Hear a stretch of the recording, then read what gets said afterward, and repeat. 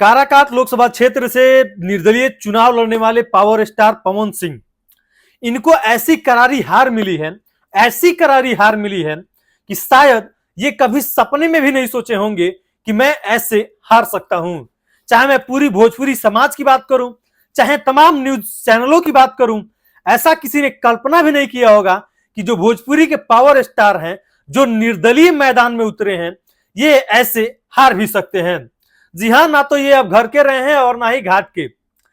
ये वही कहावत हो गई है कि हम तो डूबेंगे सनम, तुम्हें भी साथ ले डूबेंगे। ये एनडीए के प्रत्याशी जो थे उपेंद्र कुशवाहा, ना तो उनको जीतने दिए हैं और ना ही खुद जीते हैं। वो एक होता है ना कि दो के लड़ाई में तीसरा मजा मार लेता है, ठीक उसी प्रकार कुछ हुआ है। इन दोनों के लड़ाई में तीसरा जो है वो मजा मार लिया है। कम्युनिस्ट पार्टी से राजा राम सिंह की जहां दूर दूर तक कोई चर्चाएं नहीं थी, किसी भी मीडिया चैनलों पे कहीं पे भी आपने चर्चाएं नहीं सुनी होगी, उस राजा राम सिंह ने, उस कम्युनिस्ट पार्टी से राजा राम सिंह ने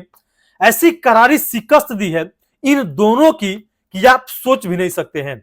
जरा सोचिए, जिस राजा राम सिंह की कहीं चर्चाएं नहीं होती हैं, जिस राजा राम सिंह की दूर दूर तक लोग सोच भी नहीं सकते थे, उस राजा राम सिंह ने इन दोनों को 1,00,000+ वोटों से मात दी है। जी हां, आप जरा फिर से सुनिए, 1,00,000+ वोटों से इन्होंने मात दिया है भोजपुरी के पावर स्टार पवन सिंह को और एनडीए प्रत्याशी उपेंद्र कुशवाहा को। तो ये जो करारी शिकस्त मिली है पावर स्टार पवन सिंह को,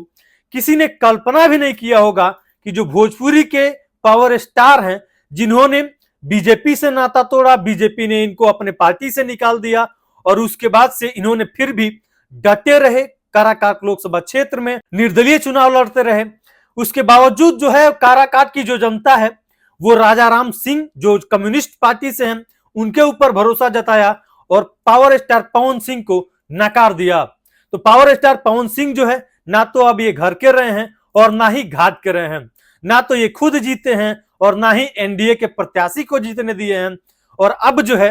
पावर स्टार पवन सिंह कहीं के नहीं रहे हैं। तमाम सोशल साइट्स पे कहीं भी आपने ये नहीं देखा होगा, ये लोग ऐसा ही मान रहे थे कि या तो एनडीए जीत जाएगी या फिर